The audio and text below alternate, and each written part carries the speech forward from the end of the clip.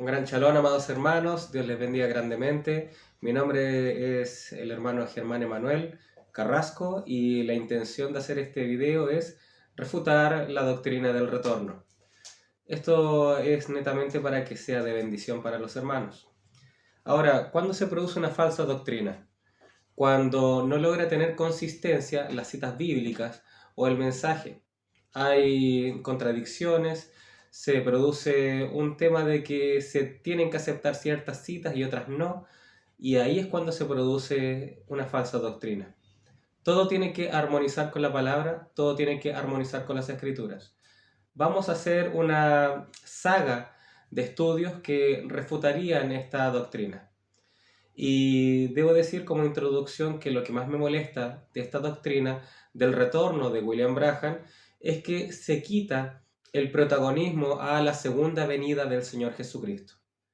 Muchas personas hoy en día hablan solamente del retorno del profeta William Branham, pero pareciera ser de que pasa a segundo plano y esperan como segundo plato la venida del Señor Jesucristo.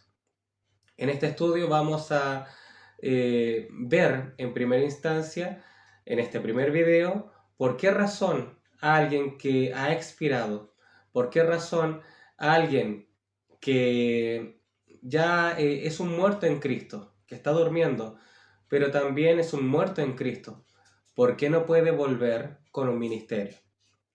También vamos a ver por qué el retorno está consolidado en dos áreas, por así decirlo, o en dos casos.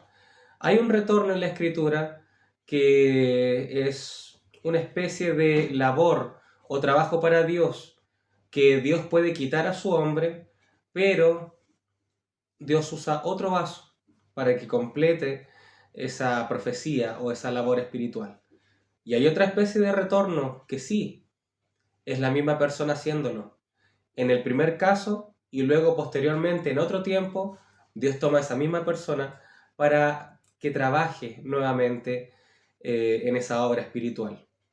Pero vamos a darnos cuenta a cuál de los dos casos pertenece el profeta William Branham.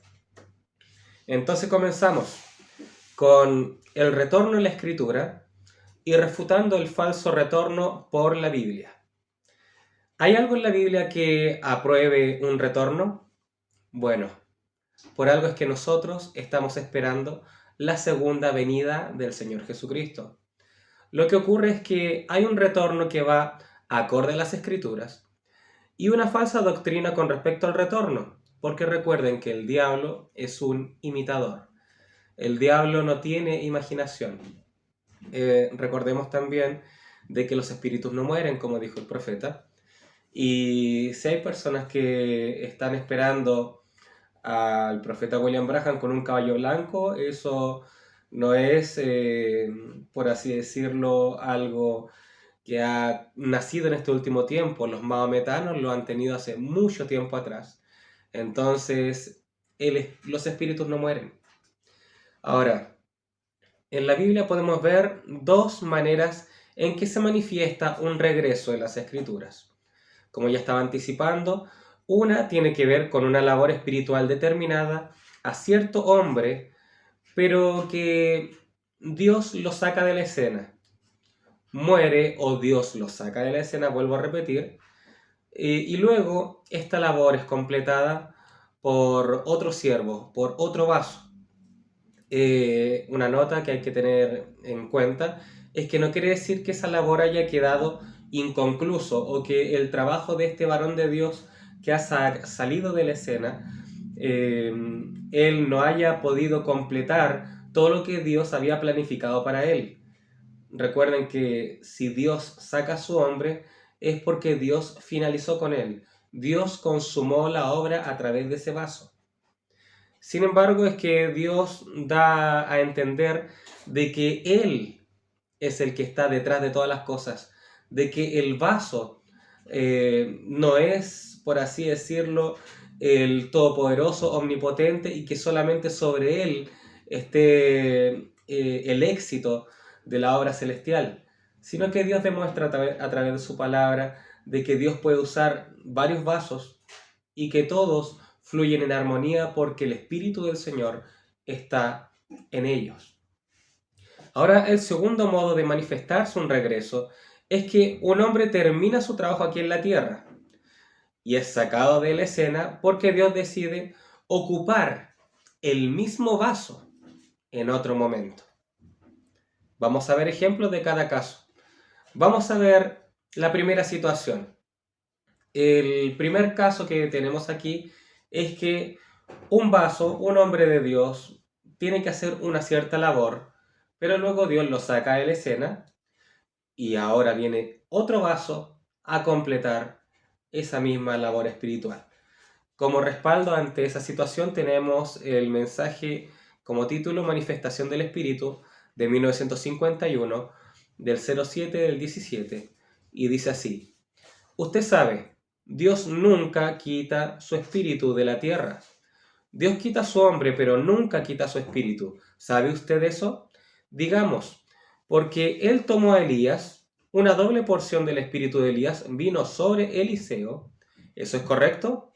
Y a algunos cientos de años después, Él salió en Juan el Bautista. ¿Es eso correcto?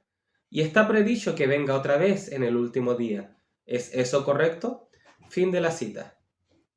Ahora nos damos cuenta de que cuando el profeta decía que Dios quita su hombre, pero no saca su espíritu, ahí nos estamos dando cuenta de que es el propio Dios trabajando en aquellos vasos. Como primer ejemplo de este primer caso, tenemos a Caín y Abel. Caín era del maligno según 1 de Juan, capítulo 3, versículo 12. Y Abel era hijo cuya genealogía llegaría al Mesías. Pero ¿qué ocurre? Caín mata a Abel. Y este no alcanza a dar su semilla para que continúe en las siguientes generaciones. Entonces Adán, como él era un profeta y actúa cuando tiene que actuar, habla cuando tiene que hablar, entonces ese era el momento de Adán entrar en acción. ¿Qué hace entonces Adán?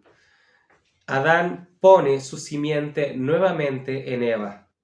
Y ahora en Génesis 4, versículo 25 dice, y llamó su nombre Set, porque Dios, dijo ella, me ha sustituido otro hijo en lugar de Abel.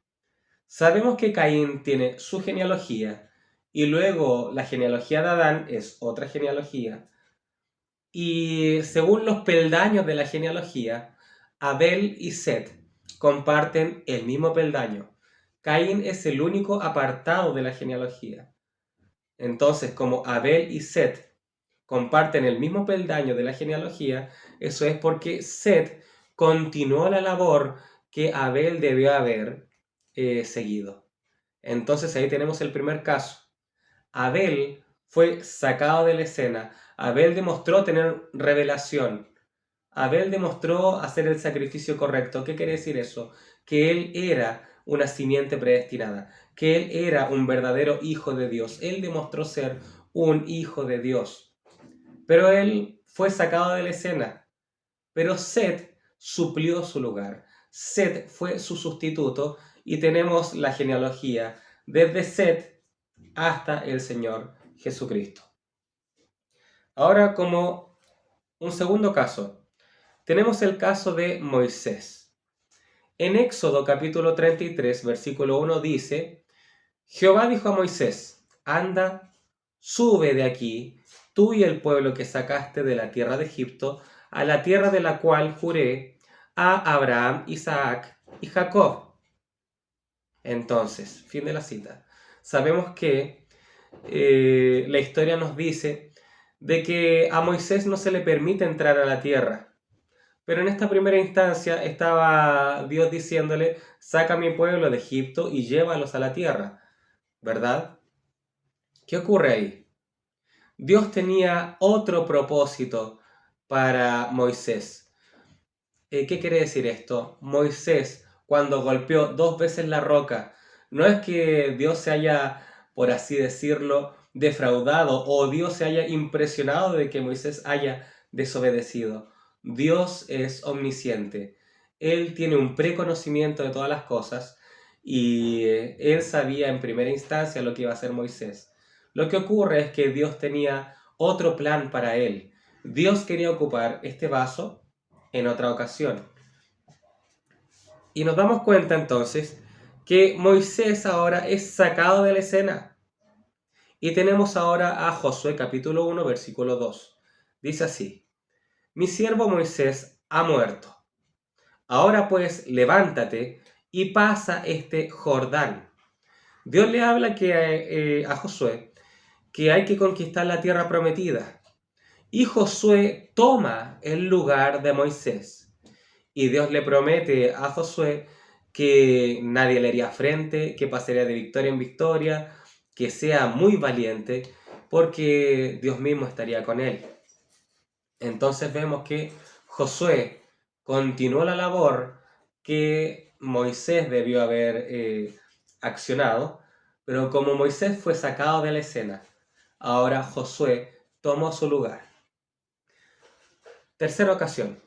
Estamos hablando, no perdamos el cuadro, estamos hablando de un regreso, una continuación, un retomar de una labor espiritual, que lo están haciendo dos vasos distintos, lo están haciendo dos hombres de Dios distintos, pero todos están actuando según la armonía que está otorgando el propio Señor. Tercer caso es la conquista completa de la tierra prometida. Una profecía, una labor que ha sido encomendada por Dios, que fue de conquistar la tierra prometida para Josué, o sea, él fue de victoria en victoria. Sin embargo, conquistó Josué hasta donde Dios le permitió que conquistara. Él erradicó, él mató a todo pueblo pagano hasta donde Dios le permitió que él liquidara. ¿Por qué Dios permitió que quedasen naciones paganas morando junto a Israel? La propia Biblia responde. Jueces capítulo 3 versículo 1 dice: Estas pues son las naciones que dejó Jehová para probar con ellas a Israel. Fin de la cita. Luego el versículo 5 de ese mismo capítulo 3 dice que eran naciones compuestas por cananeos, eteos, amorreos, fereceos, heveos y jebuseos. Entonces, prácticamente muchas personas piensan que Josué culminó la conquista de la tierra prometida, pero resulta ser que aquí tenemos en la Biblia que Dios permitió que quedasen naciones paganas para así que el pueblo de Israel sea probado. Pero ¿qué ocurre? ¿Qué vaso Dios usó para exterminar a todos los enemigos de Israel? Para erradicar a todos los enemigos de Israel. Ahora estamos hablando de otro vaso. Josué fue quitado de la escena.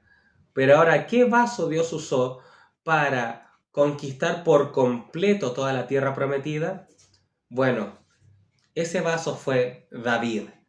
David, después de todas las victorias que tuvo David a lo largo de toda su trayectoria, dejó en completa paz el reino de Israel y Salomón no tuvo que lidiar con ninguna guerra. Entonces ahí nos damos cuenta de que una misma labor espiritual, una misma encomienda por parte de Dios que Dios la otorga, fue cumplida usando Dios dos vasos distintos en diferentes tiempos. Otro ejemplo de la continuidad de un mandato de Dios, usando Dios vasos diferentes, pero bajo una misma obra, pues tenemos a Elías Tisbita. Elías Tisbita en Primera de Reyes, capítulo 19, del versículo 15 al 16, Dios le ordena a Elías ungir a Hazael por rey de Siria, a Jehú por rey de Israel y a Eliseo para ser su sucesor como profeta. Ahora, después de que Dios le hace esta encomienda a Elías, Elías ve en su camino a Eliseo y este no le unge como Samuel ungió a David, con una redoma de aceite, un cuerno, etcétera, ungiéndolo con aceite, sino que Elías, usando su manto, él lo pone sobre Eliseo. ¿Y Eliseo qué hace? Eliseo siente la unción de este manto. Este manto, esta unción afectó muy profundamente a Eliseo, y Eliseo siguió a Elías y le sirvió. ¿Qué ocurre? Luego de que Elías y Eliseo entraron en compañerismo, estuvieron viajando, Elías es sacado de la escena. Y tenemos ahora a Segunda de Reyes, capítulo 8, versículos 7 al 15. El rey de Siria actual en aquel momento era Ben-Hadad, el cual estaba muy enfermo. Y Hazael va a encontrarse con Eliseo, el cual estaba en Damasco.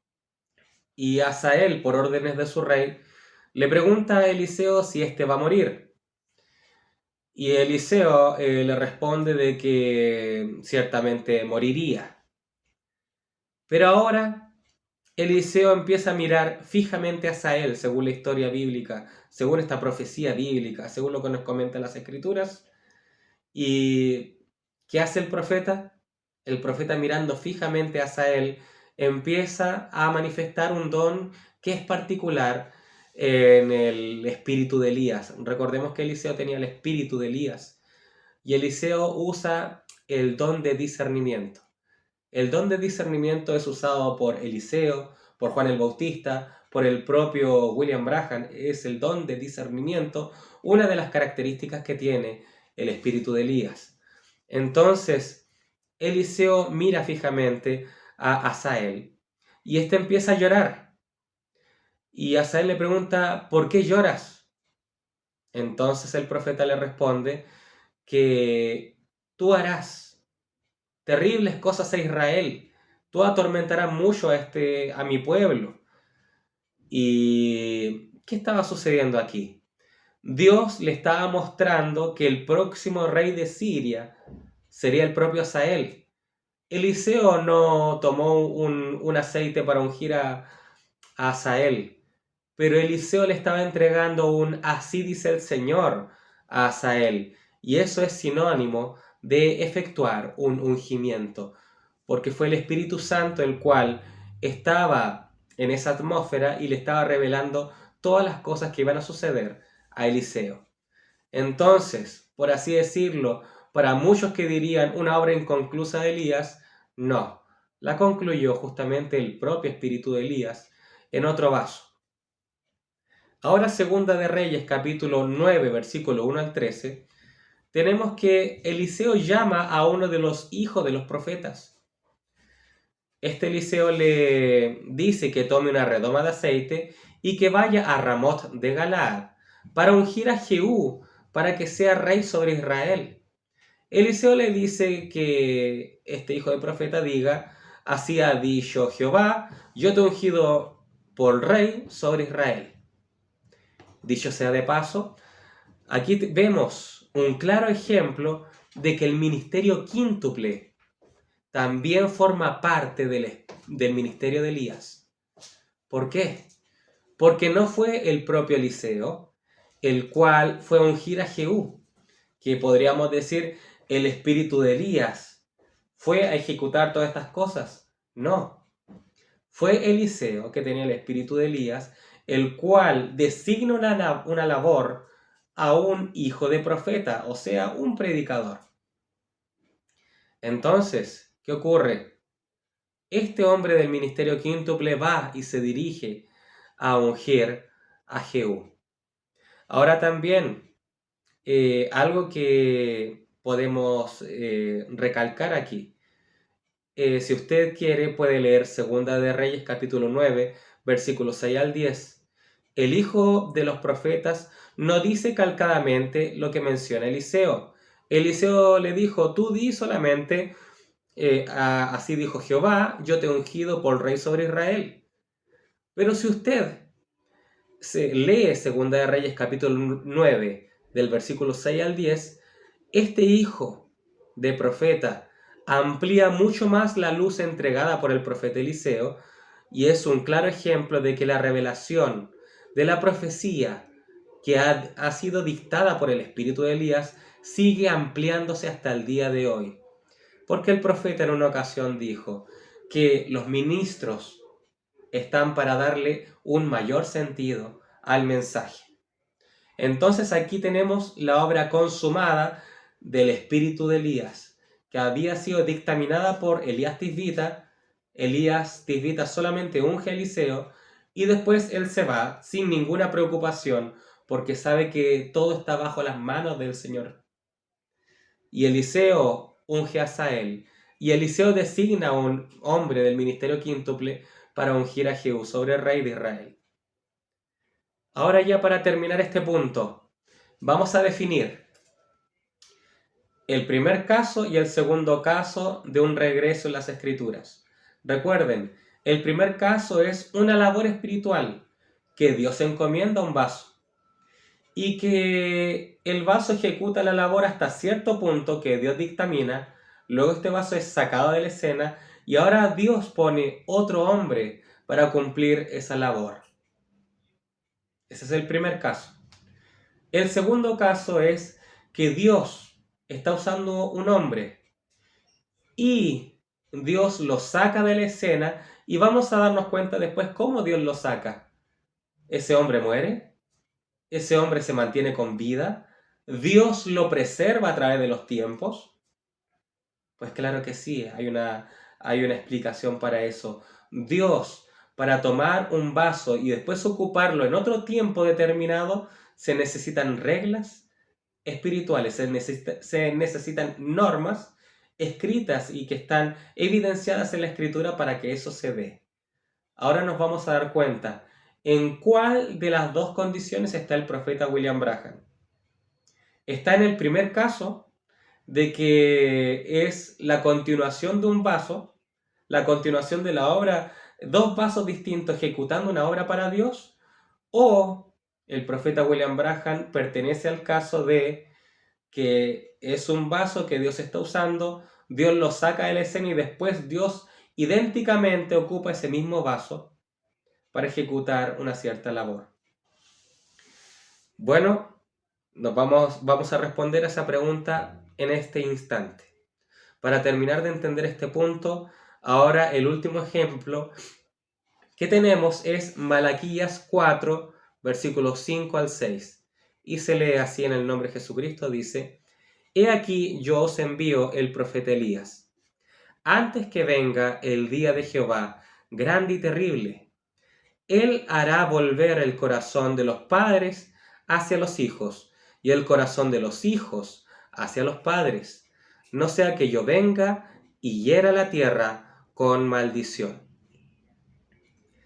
Aquí vemos la labor encomendada a Elías, lo cual sería el espíritu de Elías usando un vaso.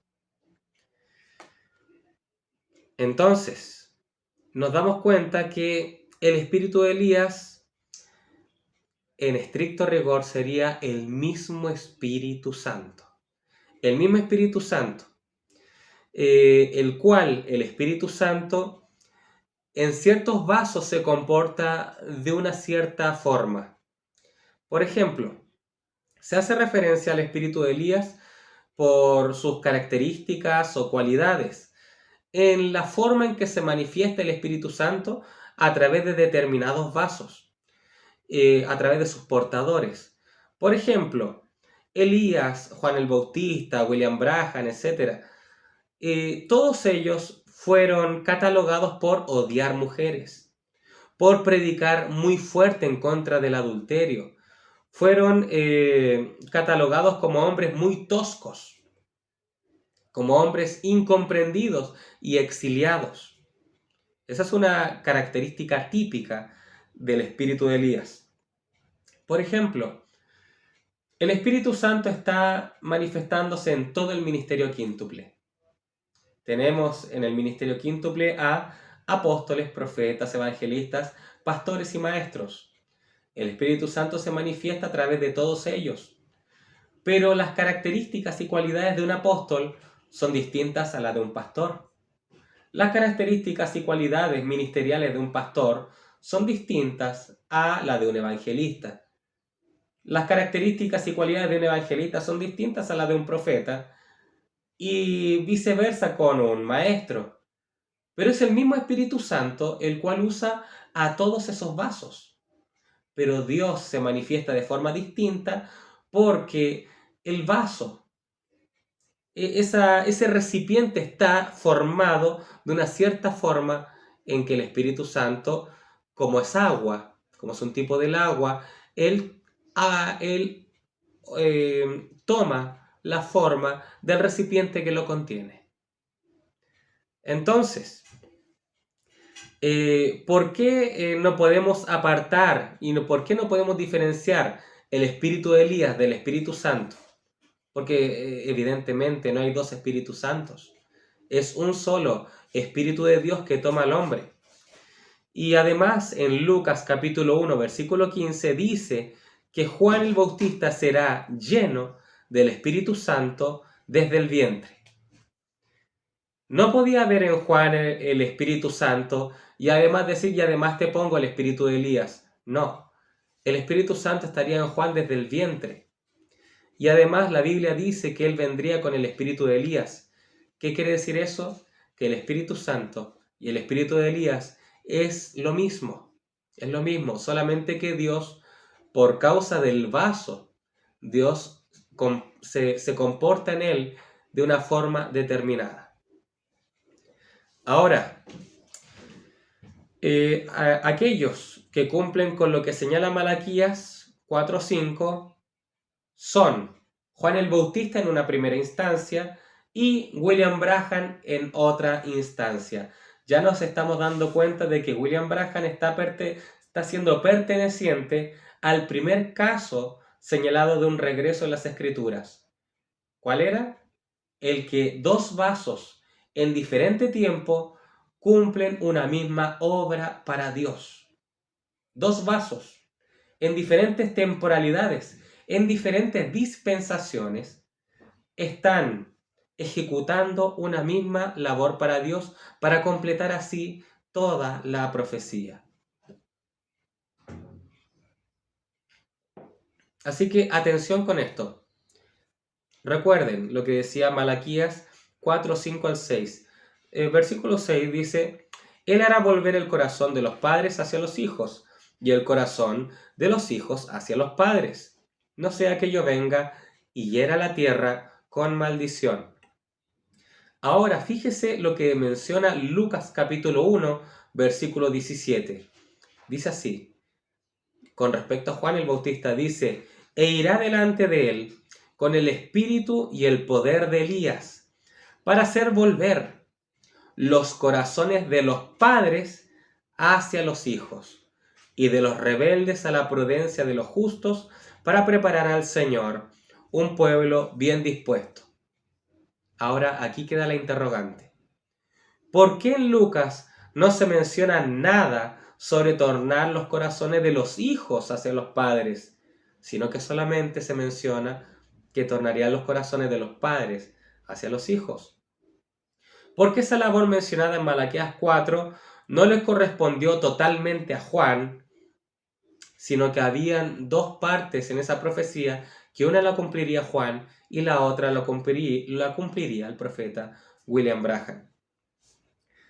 Entonces, tuvo que venir un retorno del espíritu de Elías para completar, para consumar la profecía dictaminada por Malaquías 4, 5 al 6. Entonces, nos estamos dando cuenta que el profeta William Branham está comprendido. El profeta William Branham está en la sección de dos vasos, los cuales son usados en diferentes temporalidades para una misma labor, para Dios. ¿Qué quiero decir con esto? Que el profeta William Branham, si está en esta sección, si está en esta categoría, él no podía, por así decirlo, venir como un vaso a cumplir un regreso para cumplir una profecía, y luego ser este mismo que retornaría otra vez idéntico en otro tiempo, en otra temporalidad, para retomar esa misma profecía. No tendría coherencia con las escrituras. Porque una vez que se da un regreso de un paso, en todas las citas que le he dado, siempre se ha consumado la profecía. No existe en las escrituras un regreso de un regreso. Eso no está en la palabra. Entonces, Malaquías 4, el cuarto Elías dictaminado, esa era otro vaso. Ahora una aclaración, Juan el Bautista y William Branham no eran Elías literalmente. Ellos tenían el espíritu de Elías, o sea, el Espíritu Santo, que por ellos ser el recipiente como Dios los formó, como Dios los dictaminó desde antes de la fundación del mundo, que ellos tendrían todas las facultades para que el espíritu de Elías se manifestase en ellos, pero ellos mismos no eran Elías Tisbita. Ellos eran, Juan el Bautista era Juan el Bautista, William Branham era William Branham, pero el Espíritu Santo se manifestó como el espíritu de Elías en ellos. Por ejemplo, le preguntan a Juan el Bautista en San Juan capítulo 1, versículo 21. Le hacen la pregunta, ¿eres tú Elías? ¿Qué responde él? La Biblia dice, dijo, no soy. Con esto Juan el Bautista no estaba negando lo que Lucas había mencionado, de que él vendría con el espíritu de Elías. No, no estaba negando eso. Porque Juan el Bautista tenía en él el espíritu de Elías, pero eso no quería decir de que él era, por así decirlo, la reencarnación de Elías Tisbita. O sea, Juan el Bautista no era un retorno físico de Elías Tisbita. No, eso no es posible. Los judíos cabalistas, ellos creen en la reencarnación, pero eso no es bíblico. El mismo caso con el profeta William Branham. Muchos dicen, no, si él era Elías, algunos pueden decir que él era el propio Elías Tisbita o algo por el estilo. No. Él es William Branham, pero el espíritu de Elías estaba en él. Por ejemplo, hay una gran confusión en el mensaje. Aquel ángel que Juan ve en Apocalipsis y le muestra todo el Apocalipsis, todos los misterios. ¿Por qué? ¿Por qué? ¿Qué ocurre ahí? Juan ve tanta maravilla y él se equivoca. Esa es una equivocación de Juan. Y se inclina ante el ángel. Y el ángel dice, no lo hagas. Yo soy uno de tus consiervos, los profetas. Adora a Dios. ¿Quién es ese ángel? En la esfera del mensaje todos dicen, es William Branham, es William Branham, es William Branham. Siendo que el profeta no dijo eso. Hay una cita en donde el profeta dice que lo más probable es que ese ángel era Elías. Y por eso quiero hacer la diferencia entre Elías y Juan el Bautista, o Elías y Eliseo, o Elías y William Branham. ¿Por qué?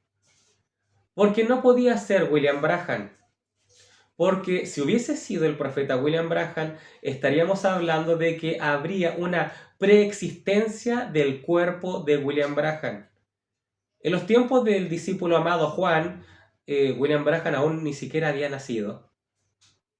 Por lo tanto, si no había nacido, él todavía no podía tener su teofanía. Entonces, ¿quién estaba dispuesto para esa labor? ¿Quién estaba dispuesto para esa labor? Elías Tisbita. Elías Tisbita, el cual nunca vio la muerte. ¿Cuál era el profeta que estaba aún vigente en los tiempos de Juan? Elías Tisbita. Elías Tisbita. ¿Por qué? Porque Elías Tisbita estaba vivo y el profeta menciona lo más probable es que era Elías. Pues claro, Elías, como se manifiesta el Espíritu Santo en él, es un revelador de misterios. Es un revelador de misterios. Ahora vamos a ver el segundo caso. El segundo caso es que la misma persona que estaba ejecutando una labor para Dios sale de la escena pero luego regresa en otro tiempo a ejecutar otra labor para Dios. ¿Hay escritura para eso? Pues claro que sí. Pero se debe respetar las normas bíblicas establecidas para que se dé tal acontecimiento. Y hay que ser claro de que no son muchos los que pueden concretar esto. Aquellos que pertenecen a esta categoría solamente los encontramos en el monte de la transfiguración. Sacando fuera a los discípulos, encontramos a el Señor Jesucristo, Moisés y Elías.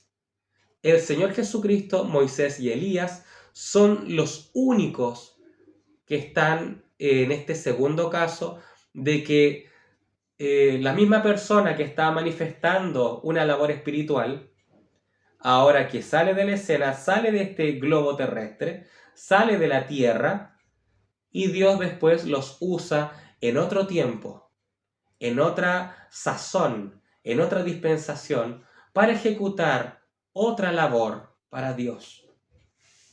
Vamos a usar el primer ejemplo con el propio Señor Jesucristo. En Isaías 61, versículo 1 al 2, dice así: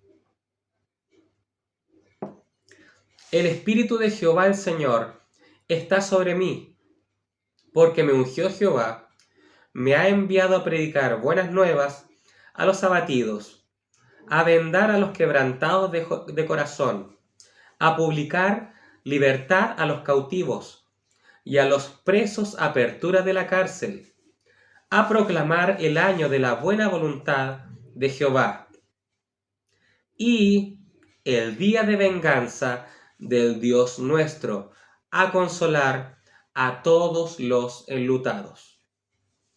Ahora fíjese lo que ocurre cuando el día en que el Señor Jesús dijo, este día, esta escritura se ha cumplido, lo dijo en Lucas capítulo 4, del versículo 17 al 19, en donde dice así: y le entregaron el libro del profeta Isaías. Al desenrollarlo, encontró el lugar donde estaba escrito: el Espíritu del Señor está sobre mí, por cuanto me ha ungido para anunciar buenas noticias a los pobres. Me ha enviado a proclamar libertad a los cautivos y a dar vista a los ciegos, a poner en libertad a los oprimidos, a pregonar el año del favor del Señor. Y si nos damos cuenta, el Señor Jesús hasta ahí habló. De ahí en adelante no habló más el Señor Jesús. Si nos damos cuenta y lo comparamos con Isaías 61, el Señor Jesús no lee por completo el versículo 2. Lo que quedó del versículo 2 sin leer fue: y el día de venganza del Dios nuestro, a consolar a todos los enlutados. Ahora, ¿por qué? ¿Por qué el día de la venganza corresponde a su segunda venida? Por esa razón es que el Señor Jesús no leyó por completo el versículo 2, porque el día de la venganza corresponde a la segunda venida del Señor Jesucristo. Entonces el Señor Jesucristo debe regresar para cumplir la segunda parte de la profecía de Isaías 61, versículo 2. Y atención, no va a ser otra persona la cual tomará el lugar de Jesucristo para cumplir esta profecía, sino que sería el mismo Señor Jesucristo el cual iba a retornar para cumplir esa profecía. Y ojo, no es que el Señor Jesucristo haya dejado inconclusa su ministerio, que haya dejado el Señor Jesucristo algún problema o que haya sido parte de una mediocridad. No, en lo absoluto, el Señor Jesucristo cumplió con toda su labor ministerial cuando estuvo aquí en la tierra. Solamente que después viene una mitad de la profecía, viene otra parte de la profecía, la cual estaba destinada a ser cumplida en otro tiempo. Y es el propio Señor Jesucristo quien va a venir a cumplir esa parte de la profecía la cual no se podía cumplir en ese tiempo pasado, tenía que venir en este tiempo de los últimos días para cumplirse. Ahora, ¿por qué el Señor Jesucristo va a regresar Él mismo para cumplir la totalidad de la profecía de Isaías 61, versículo 2? ¿Cuáles son las razones principales de por qué Jesucristo regresa para traer el día de la venganza y para darle por fin paz a Israel? Bueno, la respuesta principal es porque el Señor Jesucristo está vivo. El Señor Jesucristo está vivo y vigente. El Señor Jesucristo tiene en él la plenitud de la deidad corporalmente. Él se ha mantenido vigente hasta el día de hoy. Hasta el día de hoy Él trabaja. Hasta el día de hoy Él se mantiene activo. Entonces nadie puede reemplazar al Señor Jesucristo en cumplir sus propias profecías. Entonces el Señor Jesucristo está activo al día de hoy. El Señor Jesucristo, ¿Él es hombre? Pues sí. ¿El Señor Jesucristo es Dios? Pues claro que sí. En Él está esa hipóstasis. En Él están esas dos naturalezas, que Él es Dios hombre. Él es Dios hombre. Y como hombre, Él también tiene un alma, un espíritu y un cuerpo. Él tiene la plenitud de la deidad en Él. Si Jesús al día de hoy estuviese muerto, habría una separación en Él. O sea, su espíritu no estaría en Él, su cuerpo estaría en otro lado, su alma estaría en otra dimensión, etcétera, etcétera. Pero el Señor Jesucristo está totalmente unido, está totalmente unificado en su corporalidad. Y eso es lo que lo mantiene como un hombre, un hombre vivo. O sea, el Señor Jesucristo no está en la categoría de un muerto en Cristo al día de hoy. No, Él está completamente vivo. Ahora, el caso B, los dos testigos, aquellos hombres que estuvieron en la transfiguración, Elías y Moisés. Ellos regresan. Eso está en las Escrituras. Zacarías capítulo 4 del versículo 11 al 14 dice: Entonces le pregunté al ángel, ¿qué son esos dos olivos a cada lado del candelabro? ¿Y las dos ramas de olivo que vierten aceite dorado por dos tubos de oro? ¿No lo sabes?, preguntó. No, mi señor, respondí. Entonces él me dijo, representan a los dos ungidos que están de pie en la corte del Señor de toda la tierra. Fin de la cita. Ahora el Señor de toda la tierra es el Señor Jesucristo. Estos dos olivos ya estuvieron en esa situación. Estuvieron en el monte de la transfiguración. Y Pedro dijo, Maestro, es bueno que nosotros estemos aquí. Podríamos hacer 3 enramadas, una para ti, otra para Moisés y otra para Elías. Pero el Padre habla desde los cielos y dice, este es mi Hijo amado, a él oíd. O sea, Dios corrigió a Pedro en ese mismo instante. Pedro cayó en tierra, temeroso, dando a entender el Padre que el Señor Jesucristo está por encima de los más grandes profetas de toda la Escritura. Porque el Señor Jesucristo es el Dios, es el Señor de toda la tierra.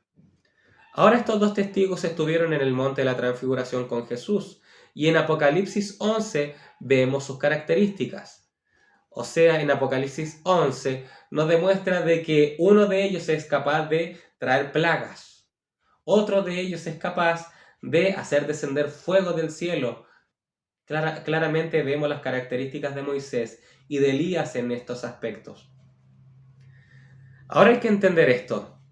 Para ser parte de esta categoría, de un regreso con un ministerio, que sea un hombre que esté en un tiempo que haya sido usado por Dios, y ahora que este hombre sea usado en otro tiempo, hay que entender que este hombre tiene que estar vivo y que ese cuerpo haya sido preservado hasta ese momento.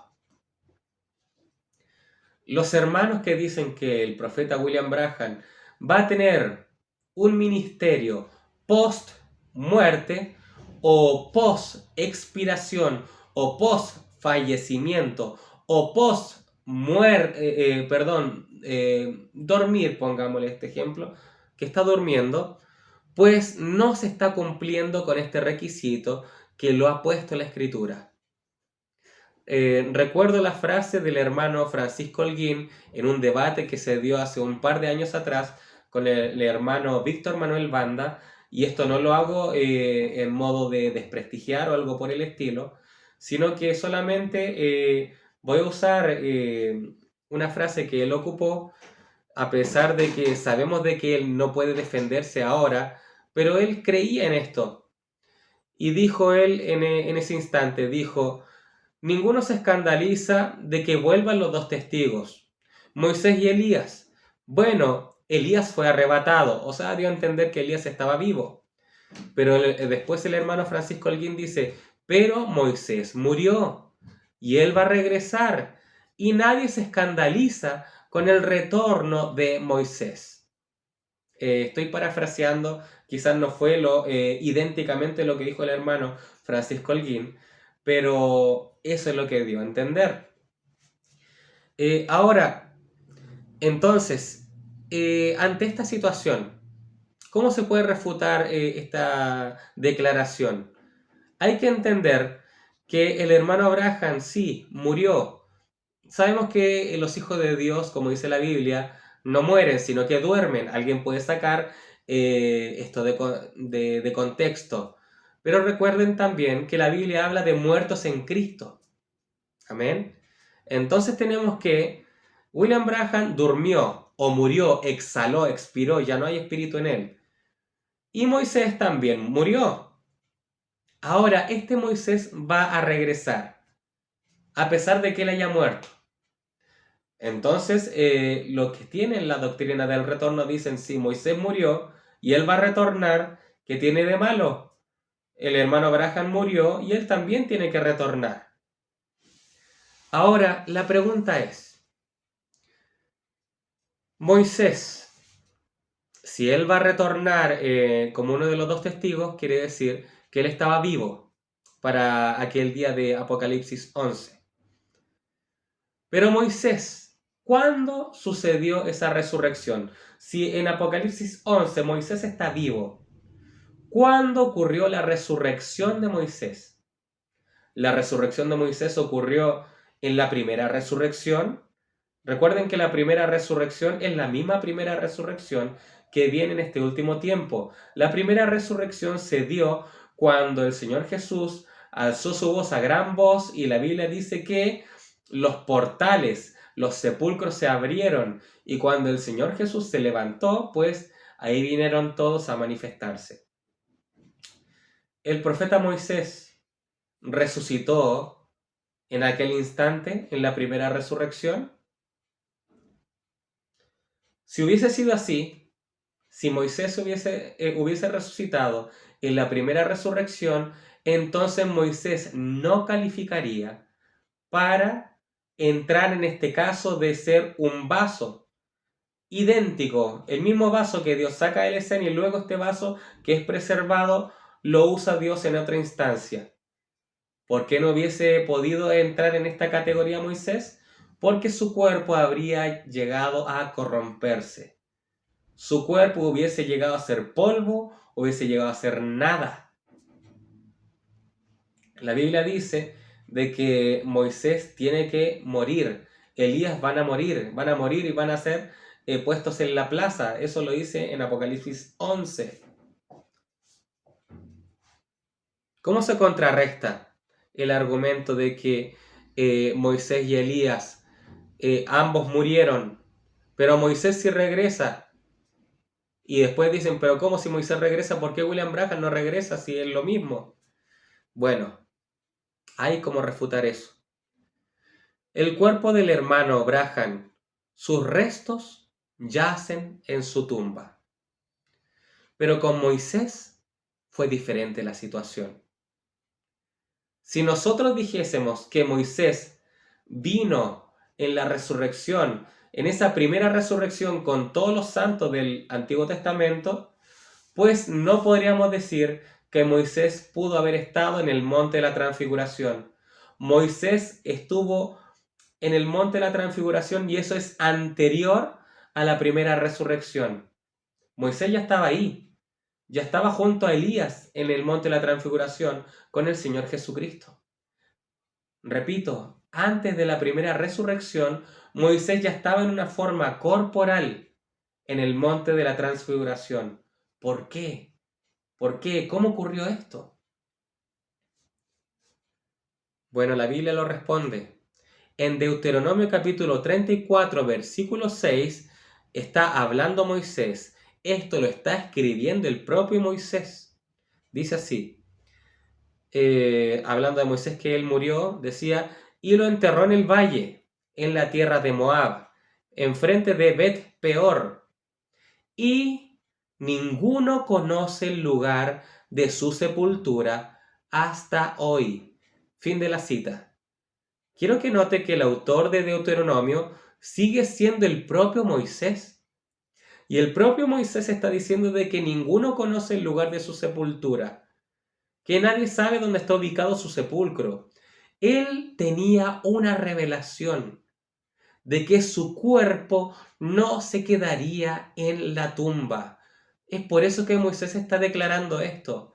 Nadie conoce el lugar de su sepultura. O sea, ¿cómo es posible de que el mismo que lo entierra a Moisés, el mismo que ha enterrado a Moisés, esa persona no sepa en dónde está su sepultura hasta hoy? ¿Cómo es posible?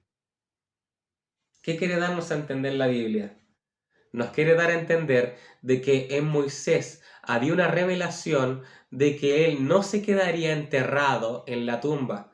Y esto lo responde también como una corroboración en Judas capítulo 1 versículo 9. Dice, pero cuando el arcángel Miguel contendía con el diablo, disputando con él por el cuerpo de Moisés.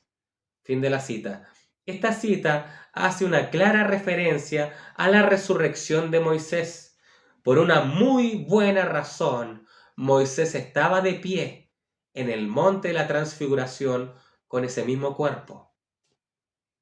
Por ende, la similitud de Moisés con el profeta William Branham es que ambos murieron, correcto. Pero ¿cuál es la diferencia que genera que Moisés pueda tener un retorno de ese propio vaso, un retorno de su propio cuerpo, de Moisés en sí mismo, de su propio cuerpo, pero el profeta William Branham ya no? Es porque Moisés fue resucitado por Dios. Fue resucitado por Dios y claramente no debió haberse producido en él una corrupción de cuerpo, por cuanto también lo vemos intacto en el monte de la transfiguración. En cambio, el profeta William Branham, sus restos permanecen en su tumba. Por ende, el cuerpo del hermano Branham se corrompió, siendo inhabilitado para un futuro ministerio.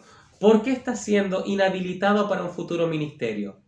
Fíjese de que hay hermanos que creen que el profeta tiene que regresar, tiene que ser resucitado para regresar y ser muerto de bala por un sueño o algo que tuvo una hermana que le relató el profeta. Quiero que se den cuenta de la inconsistencia y la decadencia de revelación ante esa creencia. Pablo nos dice de que cuando venga la resurrección, que lo mortal se vestiría de inmortalidad, que lo corruptible se tornaría incorruptible. O sea, el que resucita en esta primera resurrección tendría vida eterna. ¿Cómo es posible de que alguien resucite siendo un mortal? Es imposible. Es imposible. ¿Quiénes son los únicos que pueden resucitar y después volver a morir nuevamente? Bueno, son aquellos que son resucitados por un profeta, son resucitados por Dios. El propio Lázaro fue resucitado, en donde sí, Lázaro en su cuerpo ya estaban los gusanos, ya se estaba descomponiendo su cuerpo, pero su cuerpo no llegó al polvo, no se deshizo, o sea, sus huesos ahora estaban intactos, los gusanos se estaban comiendo la carne, pero estaba aún él embalsamado. ¿Qué quiero dar a entender con esto? Que cuando Jesús resucitó a la niña, cuando le dijo Talita Cumi, niña, levántate, esa niña se levantó, resucitó, pero luego volvió a morir. El joven de Naín, el Señor Jesús, le resucitó, golpeó el féretro y dijo, muchacho, levántate, y el joven de Naín después, él murió, de formas naturales o como Dios lo haya dictaminado.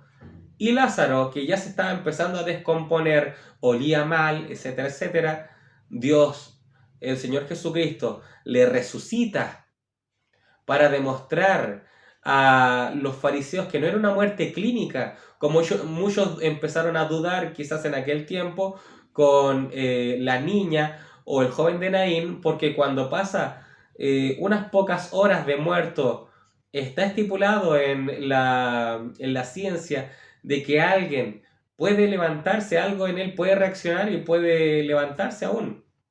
A eso se define como una muerte clínica. Pero el Señor Jesús, al levantar a Lázaro, quitó todas las dudas del poder que él tenía, porque ya había pasado el cuarto día en donde ya comenzaba la descomposición del cuerpo. Pero recordemos que Lázaro aún no estaba totalmente en el polvo. Aún había cuerpo que se empezó a regenerar a causa del milagro que hizo el Señor Jesucristo. Entonces, el cuerpo de William Branham quedó inhabilitado para un ministerio futuro porque, y más aún, con respecto a esa muerte post-resurrección, eso no tiene ni pies ni cabeza, porque todo aquel que es resucitado en la primera resurrección no es para ver la muerte, sino que es para ver vida eterna. Ahora, el profeta Moisés murió pero resucitó. Nuestro Dios le resucitó. Citas de la referencia sobre de que Moisés resucitó. Mensaje del sonido incierto de 1960, del 12-18. Párrafo 391 dice: ¿qué fue la primera cosa? La resurrección. Moisés y, conjunción, Elías le aparecieron a él. ¿Ven? La resurrección de los muertos y los que no tienen que morir fueron cambiados y estaban allí en su presencia. Oh hermanos, y ahí él se paró glorificado. Fin de la cita. Esta cita, la primera cita que vemos aquí, nos señala que el profeta sabía que Moisés había resucitado. No leyó lo que mencioné en Deuteronomio ni en Judas, pero él sabía que Moisés había resucitado por el hecho de que Moisés estaba en el monte de la transfiguración. Apocalipsis capítulo 4, parte 1, mensaje de 1960, en diciembre 31, párrafo 138, comienzo a leer, dice así: acá en este lugar entonces él vio la venida o el ensayo. ¿Y qué fue la cosa que él vio? La primera cosa que él vio en la venida fue a Moisés, que representaba a los santos muertos que serían resucitados. Elías estaba de pie allí. Oh, quiero que se fijen. ¿Qué va a suceder? Allí estaba Moisés primero. Esas son todas estas 6 edades en que ellos durmieron. 6 edades de la iglesia. No solo eso, pero allí estaba Elías, el mensajero del último día, con su grupo de los transfigurados, los raptados, amén, ahora en el futuro esperando la venida. Fin de la cita. ¿Se dan cuenta? Está el profeta mencionando de que Moisés representa a los que son resucitados, la resurrección, y está mencionando a Elías Tisbita como aquellos que son arrebatados. Mensaje de Apocalipsis capítulo 4, parte 1, del 60, 12:31, mismo mensaje, pero ahora en el párrafo 181. Dice, Elías representó a los santos muertos, quiero decir Moisés, y siendo resucitados. Elías representó a los trasladados por... Recuerden, Moisés fue primero y luego Elías. Elías habría de ser el mensajero del último día, que con él y su grupo vendría la resurrección, vendría el rapto, quiero decir. Moisés introdujo la resurrección y Elías introdujo al grupo raptado, y allí ambos estaban representados allí mismo. Apocalipsis capítulo 4, parte 2, mensaje 1961-01 del 01. Párrafo 68 dice, allí los vimos representados a aquellos que murieron.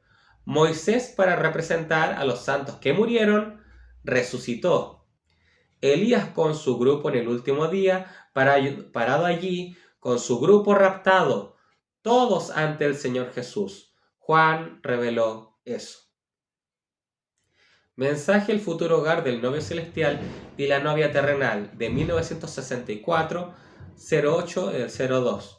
Dice, él fue representado con ambos, Moisés y Elías, los trasladados y los muertos resucitados. Gloria. Fin de la cita. Nuevamente, el mensaje El futuro hogar del novio celestial y la novia terrenal, pero ahora en el párrafo 478. Dice así, y estaba Moisés, el muerto, había sido resucitado. Estaba Elías, el rapto, todavía estaba vivo. Ambos estaban representados en este monte santo. Fin de la cita. Por último, el lugar de adoración provisto por Dios, 1965. Dice así, párrafo 214, dice así, nosotros no reclamamos gloria propia, al igual que en el monte de la transfiguración, donde cada uno de nosotros está representado allí. Ahí estaba Moisés, aquel que murió y resucitó. Y estaba Elías, los santos vivificados, que serán arrebatados en el último día. Fin de la cita. ¿Se dan cuenta? El profeta tenía claro que Moisés se había resucitado en su propio día. Y ahora el profeta también aclara para que un hombre de Dios sea usado nuevamente en el futuro. ¿Cuál es el requisito? Eso está en el mensaje. ¿Cuál es el requisito de que un hombre sea usado en el futuro? Un hombre que está intacto desde su ministerio acá en la tierra y sea usado en el futuro. El profeta da la cita específica para que eso se dé. Que haya un retorno de ese mismo vaso. ¿Cómo se tiene que dar? ¿Cuál es la norma? ¿Cuál es la regla en la escritura? Pues tiene que ser preservado vivo. La palabra preservado es protegido o resguardado. Y esto lo dice en el mensaje El quinto sello. El quinto sello nos dice, en 1963, en el párrafo 329 nos dice, noten, estos hombres fueron preservados vivos por Dios desde su ministerio original para un servicio futuro porque sirvieron tan perfectamente. ¿Ven? Piénselo. Este espíritu de Elías ministra 5 veces. El de Moisés 2 veces. Que los mantuvo vivos para servicio más adelante. Fin de la cita. Dense cuenta de esto. Y con esto vamos a refutar también la falsa doctrina del retorno de William Branham. Aquí el profeta menciona que el espíritu de Elías es manifestado 5 veces. El espíritu de Moisés es manifestado 2 veces. ¿Cómo es que se da una manifestación de un espíritu? ¿Cómo es que se da una manifestación de ese regreso del espíritu de aquel varón? Pues los diferentes tiempos. Los diferentes tiempos marca una continuidad, marca una diferente manifestación de ese espíritu. Por ejemplo, el profeta dice que el espíritu de Moisés se manifiesta 2 veces. Y además el profeta menciona de que es el mismo cuerpo que Dios lo mantuvo preservado desde su ministerio original para ser usado en otro tiempo. Entonces Moisés murió en los tiempos de Deuteronomio, en los tiempos de Josué, etcétera, etcétera. Moisés murió en aquel día, Dios lo resucitó, el arcángel peleó por ese cuerpo, el arcángel peleó por el cuerpo de Moisés, Dios lo levantó, y ahora ese mismo cuerpo que está vivo ahora, cuando es resucitado, Dios lo preservó a través de todos estos tiempos para ser usado nuevamente, siendo parte de los 2 testigos. Dios lo mantuvo vivo.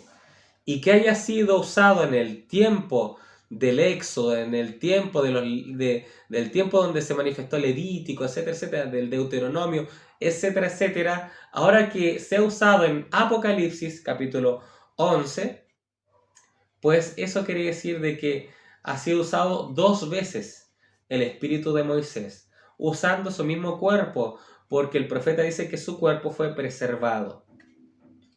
Ahora, el espíritu de Elías, dice el profeta que es manifestado 5 veces. Una es Elías Tisbita, otra Eliseo, otra vez Juan el Bautista, otra vez el espíritu de Elías en William Branham, en su ministerio a lo largo de toda su vida hasta 1965. Y la quinta vez sería usada Elías Tisbita, cuyo cuerpo fue preservado y sería usado junto a Moisés en Apocalipsis 11. Si el profeta William Branham fuese usado otra vez en este último tiempo, en los tiempos de la resurrección, si William Branham fuese usado otra vez, ya como lo empiezan a mencionar, porque algunos hermanos del retorno dicen que él en verdad no fue profeta, él cumplió la obra de evangelista y tiene que regresar para ser profeta. Otros dicen no, es que tiene que regresar para culminar la visión de la carpa. Otros dicen no, es que tiene que llegar para volver y ser muerto, y empiezan tiene que regresar y montarse en el caballo. El profeta dice cabalgaré esta vereda una vez más, tiene que montar un caballo, etcétera, etcétera. Bueno, si el profeta tuviese que regresar nuevamente como el espíritu teniendo el espíritu de Elías, porque él no puede ejecutar otro ministerio que no sea el de espíritu de Elías. Él tiene que ejecutar siempre esa labor. Entonces, si él fuese usado una siguiente vez, entonces no serían 5 manifestaciones del espíritu de Elías. Ya no sería gracia, sino que habría una sexta manifestación del espíritu de Elías, y ya ese sería ya número de hombre. Y cuando es manifestado un número de hombre, pues entonces vemos las imperfecciones del argumento, ¿verdad? Quiere decir que el hombre está poniendo de su cosecha, el hombre está malinterpretando las escrituras, y el hombre está injertando la palabra, injertando un ministerio el cual ya no hay. ¿Por qué no hay? Porque ya se lo estoy manifestando ya. El profeta William Branham está en el caso anterior de un regreso, en donde 2 vasos en diferente tiempo manifiestan una obra para Dios. Pero si fuese un mismo vaso que Dios usa, Dios debería haber preservado ese cuerpo para usarlo en otra ocasión, como lo hizo con Elías, como lo hizo con Moisés, y Jesucristo, evidentemente que Él es el propio Dios, el cual va a regresar a cumplir las profecías acorde a su segunda venida. Perdón. Ahora, ¿por qué es importante que aquel que tiene un ministerio, luego de ser sacado a esta tierra, esté vivo? permanezca intacto, permanezca preservado. ¿Acaso la Biblia no habla de eso? ¿Acaso la Escritura no explica de eso? Pues claro que sí, la Escritura sí que lo explica. Tenemos la Escritura en donde se menciona Hebreos 9, versículo 27. ¿Qué dice Hebreos 9, versículo 27? Lo vamos a leer. Hebreos 9, versículo 27 nos señala de que el ser humano dice que morirá una sola vez y luego viene el juicio. Dice así este versículo, dice, y de la manera que está establecido para los hombres que mueran una sola vez y después de esto el juicio.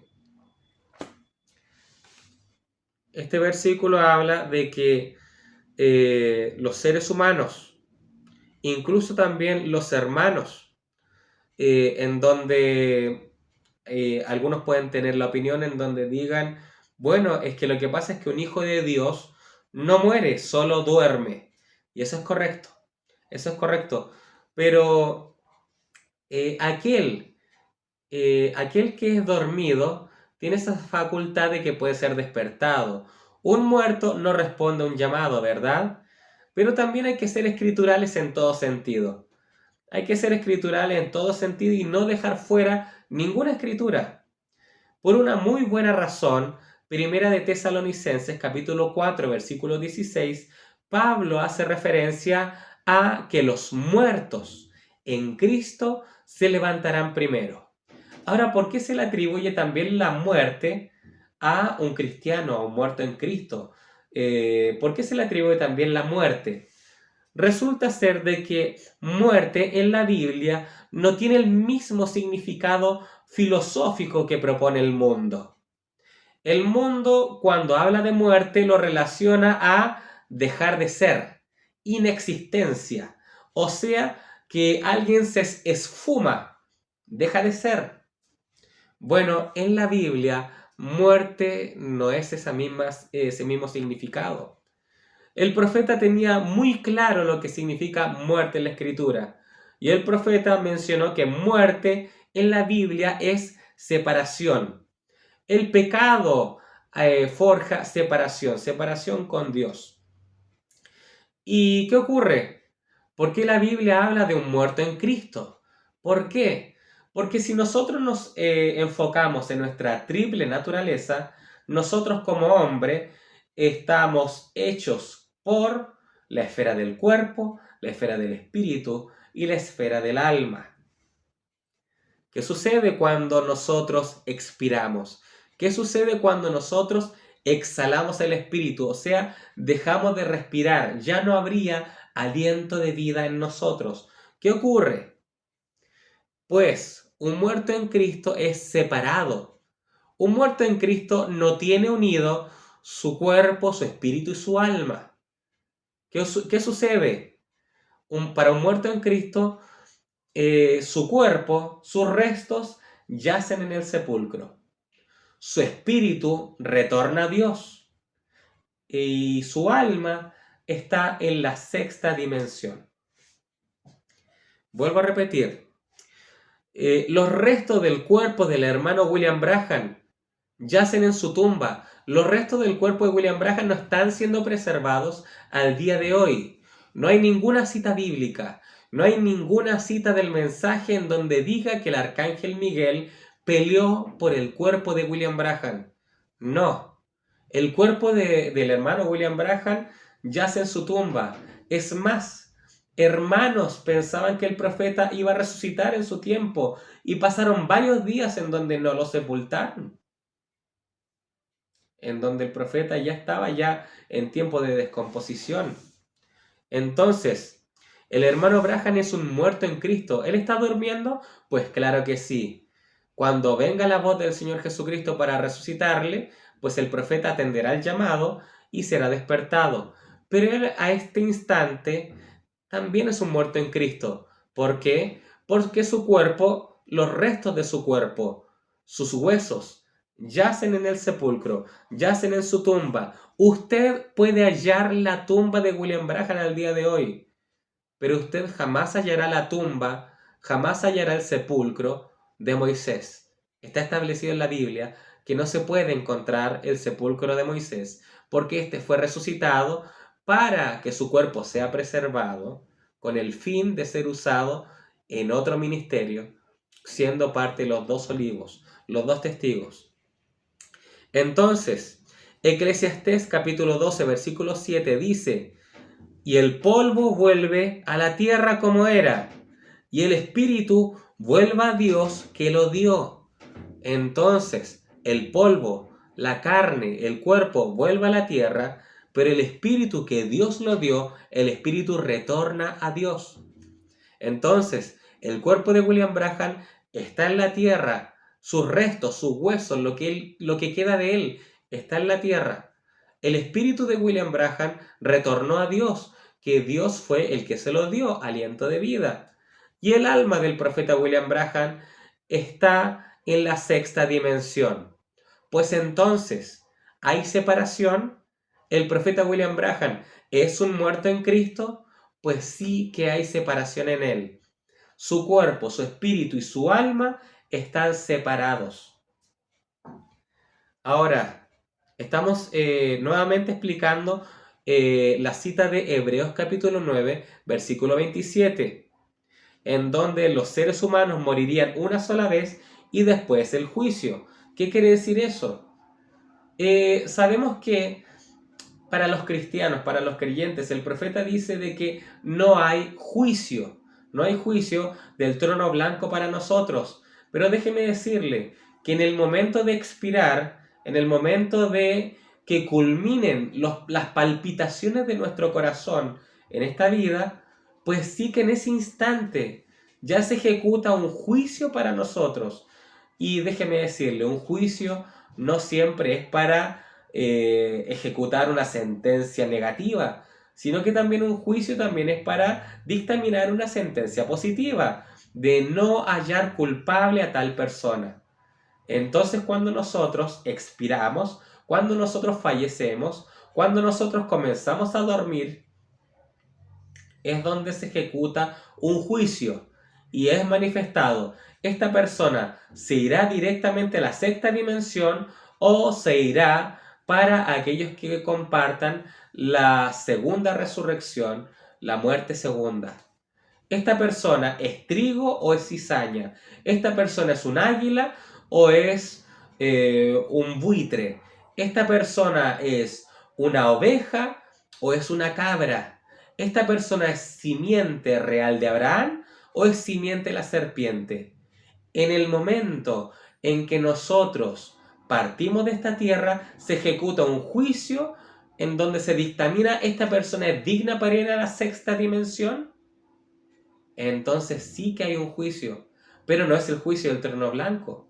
Es algo en donde se separan las ovejas de los cabritos. Dios, inmediatamente al momento de que su hijo parte de la escena, Dios hace un juicio en donde Él dictamina un veredicto beneficioso para aquel hijo de Dios y lo lleva a la sexta dimensión. Ese es un juicio que tiene un resultado positivo para nosotros. Entonces, donde dice la escritura, después de que el hombre muere una vez después del juicio, pues nosotros que no pasamos por el juicio del trono blanco, pero sí pasamos por ese tamizaje, ese colador de ser hallados hijos de Dios y ser llevados a la sexta dimensión. Tiene que venir una balanza, tiene que venir un juicio en aquel momento para que se dictamine que nosotros somos dignos de ir a aquel lugar. Tiene que venir un juicio en donde sea dictaminado si Él obtuvo redención, Él obtuvo el Espíritu Santo, Él es un salvo por gracia, Él se aceptó la salvación del Cordero que fue inmolado. Por eso Él es merecedor de vida eterna y va a la sexta dimensión. Entonces, el profeta pasó por eso. Ahora, ¿qué ocurre? ¿Cuál es lo que corrobora. ¿Qué es lo que corrobora? ¿Qué cita corrobora? Que alguien que haya muerto, alguien que sea un muerto en Cristo, ya no tiene más parte en lo que ocurre en esta tierra, en esta esfera, en esta vida. Ya no tiene más influencia en lo que ocurre en esta vida. Y eso está en la Biblia. En Eclesiastés capítulo 9, versículos 5 al 6 dice: porque los que viven saben que han de morir, pero los muertos nada saben, ni tienen más paga, porque su memoria es puesta en olvido. Fin de la cita hasta aquí. ¿Qué quiere decir esto? Quiere decir que los santos, cuando están ya en el lugar donde Dios proveyó para ellos, y también incluso los muertos, aquellos que no tienen nada que ver con Dios, pues ellos ya no ejecutan más acciones aquí en esta tierra. Por eso es que dice la Biblia que no tienen más paga, no reciben ningún otro pago, porque solamente reciban pagos aquellos que laboran, aquellos que trabajan. Entonces aquellos que están muertos ya no recibirían más paga. Ahora fíjese el número 6, el versículo 6 de Eclesiastés 9 dice: también su amor y su odio y su envidia fenecieron ya. Y fíjese en esto es clave. Dice: y nunca más tendrán parte en todo lo que se hace debajo del sol. Vuelvo a leer: y nunca más tendrán parte en todo lo que se hace debajo del sol. Y esto va para un profeta, esto va para un laico, esto va para cualquier clase de hombre. Nunca más aquellos que sean muertos, aquellos que ya están en el polvo de la tierra, aquellos en donde su memoria ya es puesta en el olvido, aquellos que ya no tienen más paga y no ejecutan más labores en esta tierra. Dice la Biblia que nunca más tendrán parte en todo lo que se hace debajo del sol. Y se está hablando de cualidades, características de lo que ocurren en esta esfera de tiempo, en estas manecillas del reloj, en donde se están ejecutando las profecías. Entonces, el profeta William Branham, él consumó ya su obra. Él ya no podía ser sacado de la escena para luego ser traído nuevamente, porque en primera instancia su cuerpo no fue preservado, y en segunda instancia dice la Biblia que aunque aquellos que mueren nunca más tendrán parte en lo que se hace debajo del sol. El profeta es claro de que él no puede morir hasta que todo sea consumado. Y hay hermanos que creen esta doctrina del retorno, que son muy acérrimos y muy tajantes en que todo lo que dijo el profeta William Branham es un así dice el Señor. Dicen creer todo lo que él diga, todo lo que él dijo. Entonces, si ellos creen a todo lo que él dijo, pues vamos a ver si creen a las citas que voy a decir ahora. Porque el profeta dijo en varias citas de que él no puede ser llevado a la gloria hasta de que todo su trabajo aquí en la tierra sea consumado. Porque el profeta era escritural. Todo lo que yo he dicho en este video hasta ahora es netamente escritural.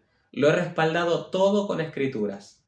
Y el profeta, siendo escritural, él no podía salirse de las escrituras diciendo: si yo no termino esto, bueno, yo volveré en alguna ocasión y lo cumpliré. Nunca el profeta da tal declaración, sino que el profeta dice, y comienzo a leer ya estos párrafos en donde el profeta ya menciona que él no puede morir hasta que todo su trabajo sea consumado. Leo el mensaje 1 en un millón de 1954, 05 del 12. Dice: Padre, yo oro a ti para que tú hagas algo para ayudarme. Dame fuerzas para la hora en que yo estoy ahora confrontando. Y si mi obra está consumada aquí en la tierra, entonces yo podré venir a ti. Fin de la cita. Fíjese, el profeta dijo, obra consumada, recién yo puedo ir a ti. Otra cita. Mensaje Las 7 edades de la iglesia. En 1954, del 05 del 12, dice: el destino de Juan fue de la manera siguiente. Él fue capturado y hervido en una tina de aceite por 24 horas, en aceite hirviendo, y sin que le hiciera ningún daño. Y lo desterraron a la isla por brujo, como se creía comúnmente. Él embrujó el aceite para que no lo quemara, dijeron ellos. Naturalmente, ese fue el poder de Dios. No se le puede sacar el Espíritu Santo a un hombre al hervirlo. Así fue. Ellos trataron de sacárselo hirviéndolo, pero Dios no lo permitió. Y él tenía una obra para él. Y hasta que Dios no terminara con su hombre, no había nada en el mundo que pudiera molestarlo. Eso es todo. Fin de la cita. ¿Qué quiere decir esta cita? No había nada que pudiese matar a Juan, porque había una obra que él tenía que continuar. Dese cuenta que el profeta no dijo, bueno, Juan tenía que entregar el Apocalipsis, pero lo mataron, y después iba a haber un retorno de Juan y él entregó el Apocalipsis. No, imposible. El profeta dijo que Juan no podía ser muerto, porque aún había una labor, una obra para ejecutar para Dios. Y el profeta dijo que hasta que Dios no terminara con su hombre, no había nada en el mundo que pudiera molestarlo. O sea, no había nada en el mundo que pudiera matarlo. Bueno, otra cita. Mensaje, ¿qué haces tú aquí? De 1959, del 0301. El profeta dice, y no importa cuánto nosotros clamemos y pensemos de esto, aquello o lo otro, nada puede tomarnos hasta que Dios finalice con nosotros. Dese cuenta, ya son 3 citas que he dado en donde el profeta dice que nada puede ocurrir, nada puede sucedernos, nada puede matarnos hasta que Dios finalice con nosotros. Entonces, que un hermano venga y diga el ministerio del profeta de William Branham fue inconcluso, tiene que regresar para concluirlo, eso es falso, porque el profeta dice que nada puede sacarnos de esta tierra hasta que Dios finalice con nosotros. Si quiere más evidencias, las hay. Mensaje La Puerta al Corazón, de 1959, del 11 del 28 del 11. Dice así: y después que Dios termine allí conmigo, bueno, yo no quiero nada que me ancle aquí. Yo quiero estar listo para volar de aquí una de estas mañanas, para cruzar al otro lado y ver a la gente al otro lado, en donde todos mis amigos antiguos y demás nos encontraremos. Fíjese, nuevamente el profeta dice, cuando Dios termine allí conmigo, el profeta dice, no quiero que nada me ancle aquí. O sea, el profeta dice que cuando Dios termine con él, cuando Dios termine con su ministerio, ahora ya no va a haber nada que lo ancle aquí a esta tierra, porque estaría todo consumado. Mensaje Poseyendo todas las cosas, 1962, el 05 del 06. Párrafo 9 dice así: yo recuerdo la visión que el Señor me dio no hace mucho. ¿Recuerdan ustedes cuando yo la conté aquí? La dulzura del Señor en aquella mañana me dijo, no tengas ningún temor de cuál sea el lugar a donde quieras o tengas que ir, porque la presencia del Señor Jesucristo, que nunca falla, será contigo a donde quiera que vayas. Así que, Satanás no me puede matar hasta que Dios diga que será consumado. Él lo puede intentar, pero nunca tendrá éxito al hacerlo. Fin de la cita. Fíjese lo que dice el profeta. Vuelvo a leer, Satanás no me puede matar hasta que Dios diga, será consumado. ¿Qué quiere decir eso? Cuando Dios diga, hermano Abraham, terminaste tu ministerio, hasta ahí, en ese instante, el diablo podría quitarle la vida. Y ahora, ¿por qué digo que el diablo podría quitarle la vida? Déjeme decirle que el diablo solamente actúa hasta donde Dios le permite que actúe. O sea, siempre es Dios en el cuadro, siempre es el Dios el de la decisión. El diablo no tiene decisión aquí, pero el profeta sabía que el diablo quería matarle.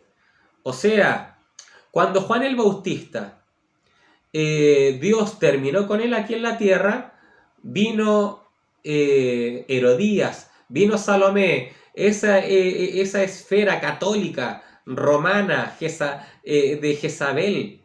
¿Y qué ocurrió? Tajantemente, de una sola vez, se le cortó la cabeza a un portador del espíritu de Elías. Fíjese, el profeta dijo que Satanás no me puede matar hasta que Dios diga será consumado.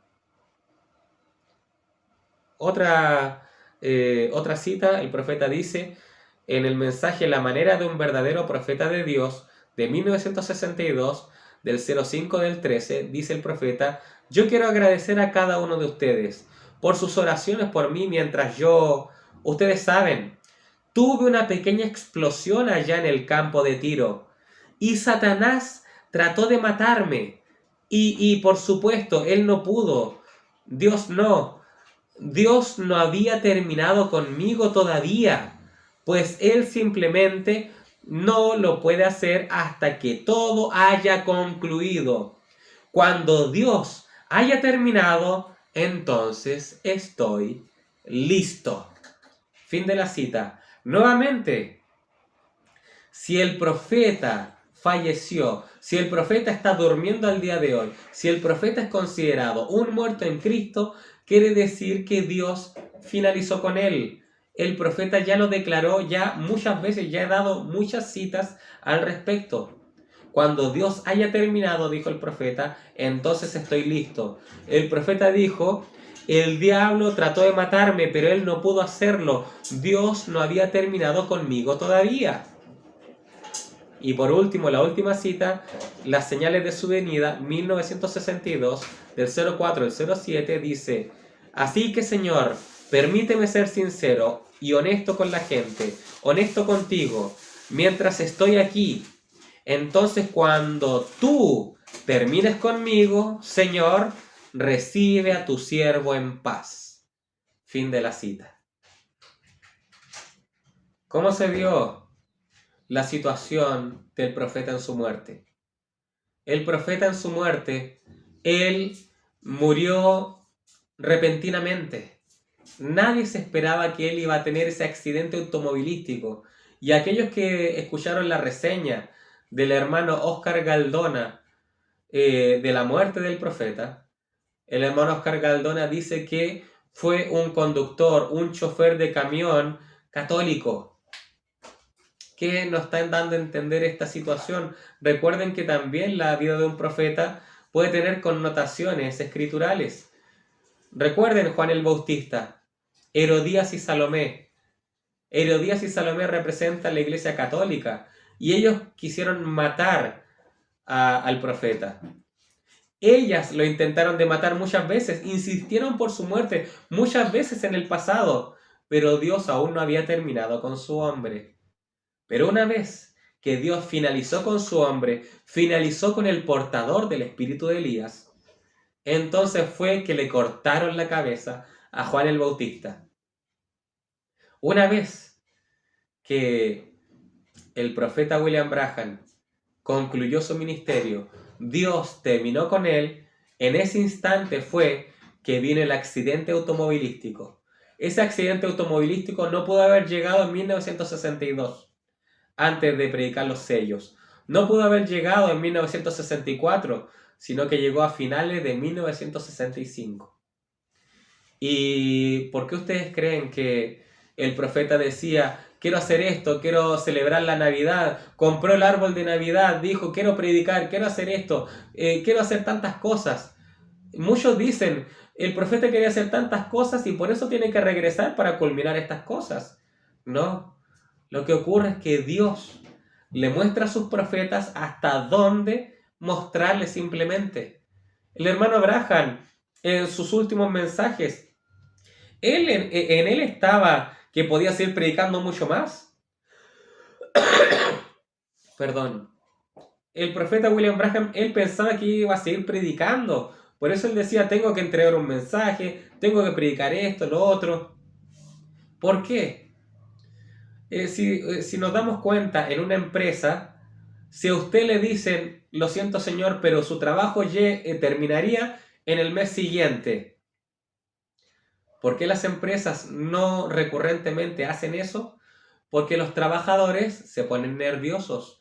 Los trabajadores no cumplen sus labores y están nerviosos, están pensando, hoy tengo que conseguir trabajo, tengo este problema y pueden venir accidentes laborales. Los trabajadores no están poniendo su 100% en su labor. Por eso es que a un trabajador se le despide, recurrentemente se le despide sin aviso. Y se dice, hasta aquí llegó tu hora. Yo ya terminé contigo, hasta aquí llegaste. Y ahí se fue. Bueno, por una labor similar, yo creo que al profeta William Branham le pasó eso. Porque el profeta William Branham, en muchas ocasiones, él le venían ataques del enemigo, venían a él problemas mentales y él sufría y decía, tengo esta situación. Él pensaba, en un momento incluso pensó, el diablo le empezó a meter al profeta que Dios no le amaba. Entonces Dios, para evitar esas cosas, para que él pudiese cumplir su labor como corresponde, sin nada que lo interrumpiera, pues Dios no le anticipó. El profeta sabía que le estaba quedando poco, él intuía algo, pero Dios no le dijo a ciencia cierta, tal día morirás. No le dijo eso, sino que cuando Dios terminó con él, Dios se lo llevó. Ahora, para terminar, tenemos en la Escritura algo que el Señor Jesucristo relató del rico y Lázaro. Y ese es un claro ejemplo de que alguien no puede regresar de la muerte a predicar. Fíjese, Lucas 16, del versículo 25, dice, pero Abraham le dijo, hijo, acuérdate que recibiste tus bienes en tu vida, y Lázaro también males, pero ahora éste es consolado aquí, y tú atormentado. Además de todo esto, una gran cima está puesta entre nosotros y vosotros, de manera que los que quisieren pasar de aquí a vosotros, no pueden, ni de allá pasar acá. Entonces le dijo, y acá le está hablando el rico a Abraham, te ruego pues, padre, que le envíes a casa de mi padre, porque tengo 5 hermanos, para que les testifique, a fin de que no vengan ellos también a este lugar de tormento. Fíjense aquí, por favor. Aquí el rico le está pidiendo a Abraham que Lázaro regrese de la muerte para predicar a sus familiares, para que regrese a la casa del rico, a la casa de su padre, y que se salven sus 5 hermanos. Pero Abraham le dijo, a Moisés y a los profetas tienen, óiganlos. En otras palabras, Moisés dice, no, Lázaro no puede regresar, porque está aquí ya, está aquí, y se tiene que cumplir lo que dijo Eclesiastés. Eclesiastés capítulo 9, versículo 6, dice, también su amor y su odio y su envidia fenecieron ya, y nunca más tendrán parte en todo lo que se hace debajo del sol.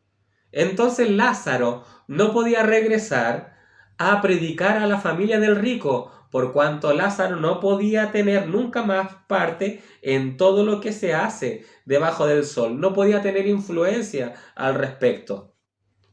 Entonces Abraham le dijo, a Moisés y a los profetas tienen, óiganlos. En otras palabras, Abraham dice que Lázaro no puede regresar, Pero el rico no queda satisfecho con esto. El rico dice, él entonces dijo, no, padre Abraham, pero si alguno fuere a ellos de entre los muertos, se arrepentirán. Mas Abraham le dijo, si no oyen a Moisés y a los profetas, tampoco se persuadirían, aunque alguno se levantare de los muertos. Aquí Abraham, hay que hacer una verdadera hermenéutica de esto. Aquí Abraham está queriendo decir que en verdad los muertos no pueden levantarse. Dicen, aunque alguno se levantare. Aunque algunos se levantaren, no se persuadirían, o sea, no serían convencidos. Abraham, por eso en primera instancia dice que escuche a Moisés y a los profetas. Abraham dijo, si no oyen a Moisés y a los profetas, tampoco persuadirán, aunque alguno se levantare de los muertos. Abraham nos dio a entender, bueno, si a Moisés y a los profetas no lo están escuchando, vamos a intentar de levantar a alguien de la tumba y vamos a ver si funciona. No, ya está estipulado en las escrituras que si no escuchan a Moisés y a los profetas, si no escuchan a eso, tampoco aunque fuese posible, y recuerden cuando dice la Biblia, aunque fuere posible, etcétera, etcétera, quiere decir que no es posible, entonces ya está dictaminada la situación. No puede regresar a predicar a alguien que ya está en la tumba, que ya está corrompido, ya su cuerpo, etcétera, etcétera, no puede suceder. El único caso que se dio fue el Señor Jesucristo, el cual murió, pero resucitó y Él está vivo y Él va a regresar para ejecutar todas las demás profecías acorde a la segunda venida, el séptimo sello. Y el otro caso de aquel que murió fue Moisés. El arcángel peleó por su cuerpo y Dios le resucita y lo va a ocupar como uno de los dos testigos.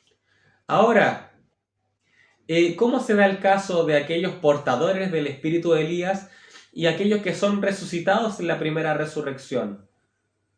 Todos aquellos que comparten el espíritu de Elías obtienen las mismas características, las mismas cualidades, son muy parecidos, son toscos, ya lo dije, así el espíritu de Elías se comporta de esa forma. Y está la frase, ¿verdad? Está la frase, y dicen, si el hermano William Branham se levante de los muertos, seguirá siendo profeta.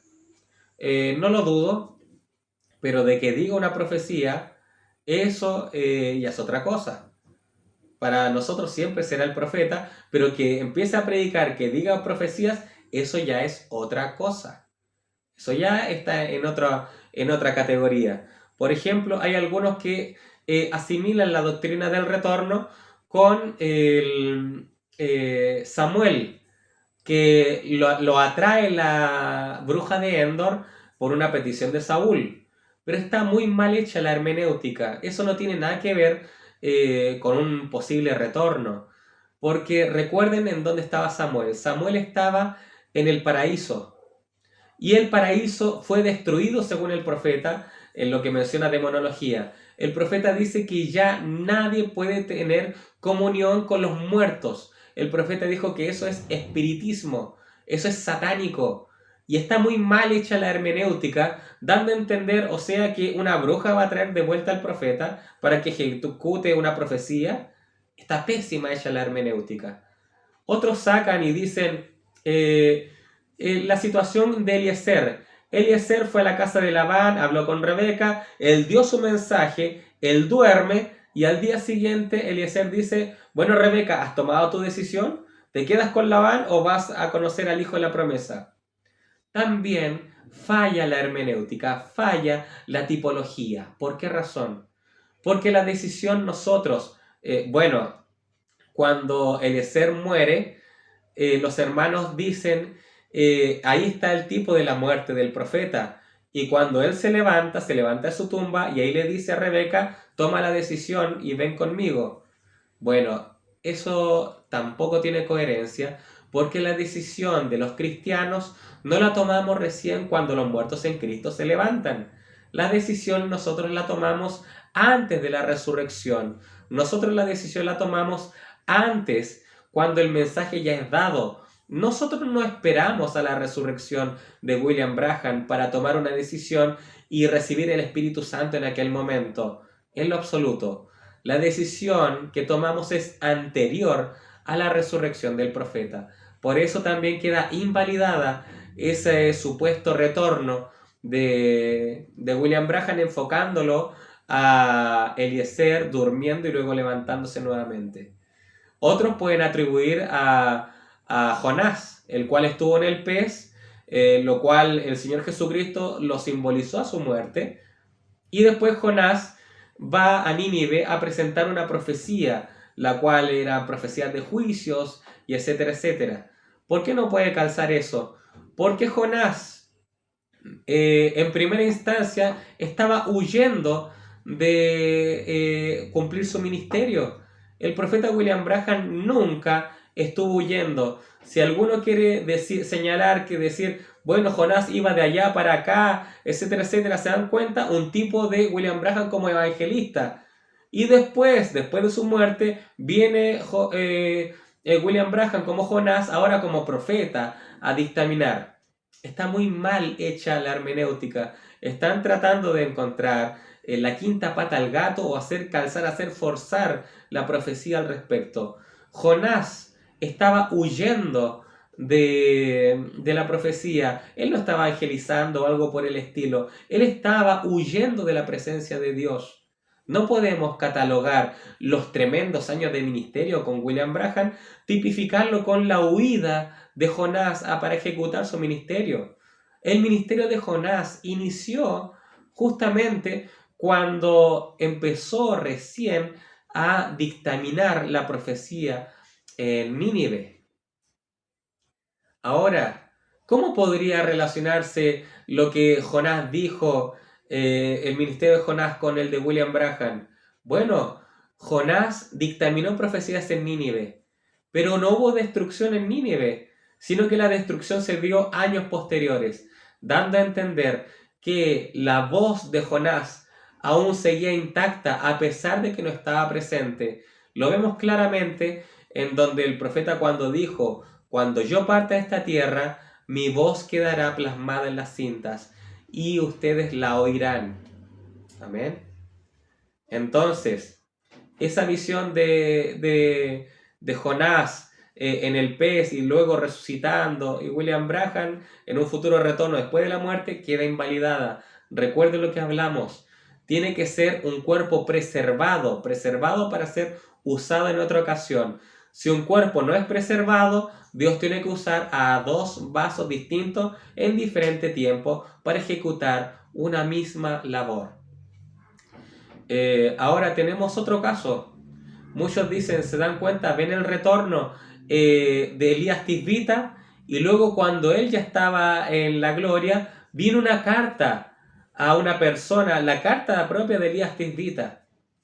Pero déjeme decirle que es evidente que no fue un retorno de Elías aquí a la tierra y para entregar esa carta, no. Esa carta ya había quedado anteriormente. Él la había escrito con su puño y letra, y eso es un tipo de las propias cintas que quedaron manifestadas por el propio Elías Tisbita. No es que haya habido un retorno de él, porque si fuese de esa forma, Elías Tisbita él mismo daría la propia profecía o el propio recado que estaba en esa carta. Si hubiese habido un retorno de Elías en ese momento, ¿por qué él no va directamente? Eso haría cualquier profeta que él hubiese regresado. Él iría directamente y hubiese dicho, ¿sabes qué? Estoy aquí y esto es lo que quiero decirte. Pero no enviaría una carta. No. Esa carta es un tipo de los folletos que nos quedaron post partida de Elías. Esa carta es un tipo del mensaje que caerían en las manos de los predestinados, como dijo el profeta. El profeta dijo, 7 truenos yacen en los mensajes. Y el profeta ya no está aquí, pero el mensaje aún está con nosotros y la revelación sigue intacta y se sigue expandiendo.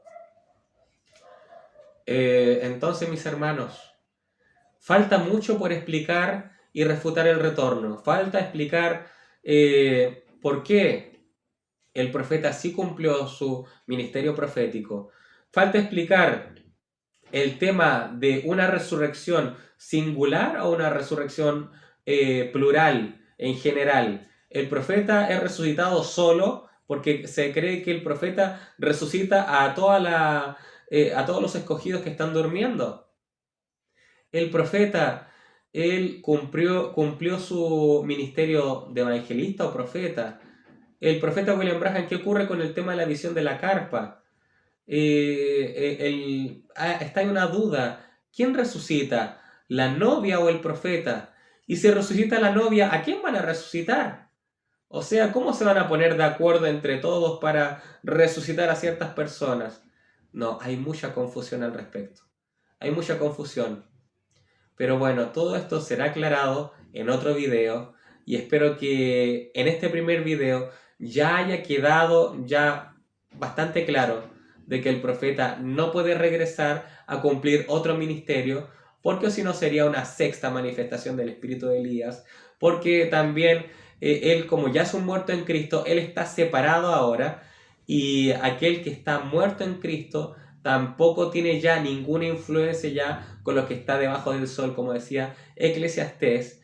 Y también tenemos la referencia de que el profeta William Branham dijo que hasta que Dios no finalice conmigo, yo no puedo ser quitado de esta tierra, yo no puedo acudir a él, el diablo no me puede matar, ningún diablo, o sea, ningún conductor podría matarle si Dios no había terminado con el profeta William Branham.